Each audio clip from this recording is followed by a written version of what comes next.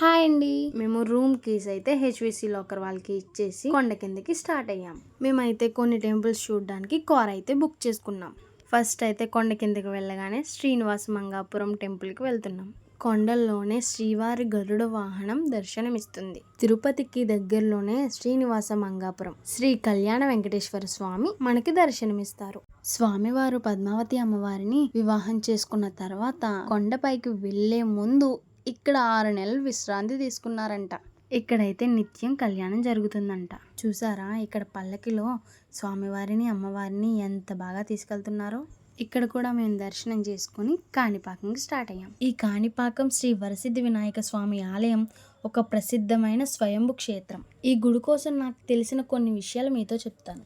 పూర్వం 3 సోదరులు వ్యవసాయం చేస్తుండగా బావిలో ఒక విగ్రహం తగిలి రక్తం రాగానే వారికి ఉన్న అంగవైకల్యం మొత్తం పోయిందంట.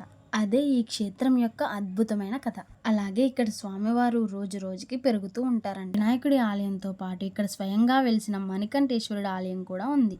ఈ గుడి హరిహర క్షేత్రంగా ప్రసిద్ధి చెందింది. మేమైతే గుడి లోపలికి వెళ్ళి శ్రీ మణికంఠేశ్వరుని కూడా దర్శించుకున్నాం. మేమైతే కోనేరు దగ్గర కొన్ని ఫొటోస్ దిగి ఇంకా వేరే టెంపుల్ కి స్టార్ట్ అయ్యాం. మేము నెక్స్ట్ ఏ టెంపుల్ కి వెళ్ళామో కామెంట్ చేయండి. సరే మరి ఉంటాను. మళ్ళీ నెక్స్ట్ మినీ వ్లాగ్ లో కలుద్దాం.